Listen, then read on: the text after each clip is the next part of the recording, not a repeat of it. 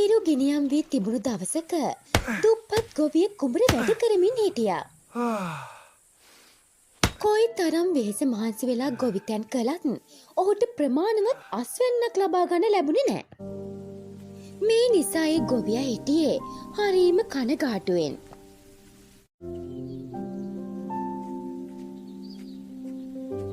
අධික වෙහෙසට පත්ව සිටි නිසා ටිකක් විඩා නිවා ගන්න ගොවියා ගසක් යට හිඳ කල්පනා කරන්න වුණා. මේ කෙත්වතු වලට අධිගෘහිත වූ ඉටු දෙවියන්ට මම පූජාවක් පවත්වන්න ඕනේ.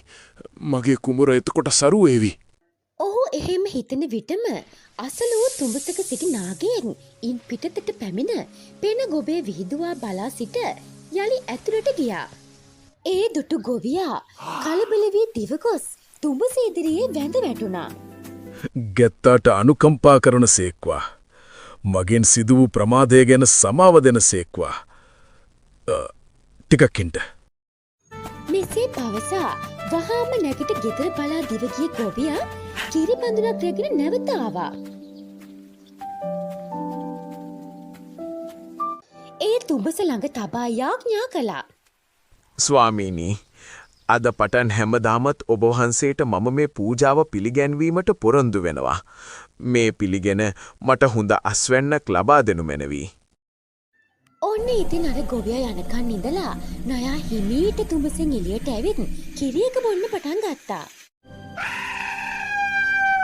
පසුවදා කුඹුරට පැමිණි ගොවියා තවත් කිරි බඳුනක් පූජා කිරීමට තුඹස අසලට ගියා. ආශ්චර්යයක්!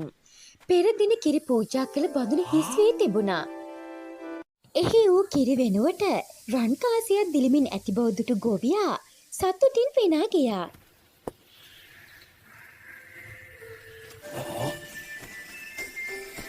එදා පටන් වූ හැමදාමත් නාගයාට කිරි බඳුනක් පූජා කළා. නාගයාත් හැමදාම ඒ බඳුනට රන් කාසියක් දමා යනවා. දැන් දුප්පත් ගොවියාට හොඳටම සරුයි. මෙහෙම කාලයක් ගෙවිලා ගියා. දවසක් ඔහුට සිදු වුණා බොහොම දුර බැහැර ගමනක් යන්න. ඔහු තමාගේ පුතාට කතා කරලා මෙහෙම කිව්වා. පුතේ, මම නැති අතරේ හැමදාමත් උදේට කුඹුරේ තුඹස ළඟ කිරි බඳුනක් තියන්න අමතක කරන්න එපා. ගොවියා තම පුතාට පැවරූ ක්‍රියාව ඒ අයරින්ම ඉටු කළා.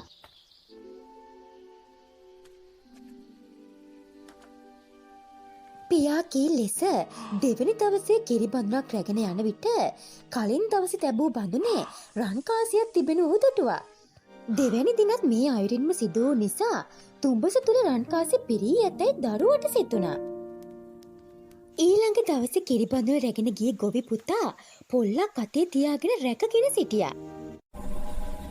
නාගයා කිරි බඳුනට කිට්ටු වුණේ බොහොම විමසිල්ලෙනුයි. තමන් අත වූ පොල්ලෙන් නාගයාගේ හිසට තද පහරක් දීමට ගොවි පුතා ඉදිරියට පැන්නා. ඒ සමගම නාගයා ගොවි පුතාගේ කකුලට දෂ්ට කළා. දරුවා එතැනම බිම ඇද වැටුණා. ගොවියා ගමන ගොස් එන විටත් ඔහුගේ පුතා තුඹස ළඟ මැරී සිටියා. ඉන්පසු නැවතත් කිසිම දිනක ඔහු නාගයා දුටුවේ නැහැ. තුඹස තුල ඇතැයි සිතූ රන්කාසි සියල්ලම එක්වර ගානට නොගියා නම් ඔවුන්ට එවන් විපතක් සිදු වෙන්නේ නැහැ.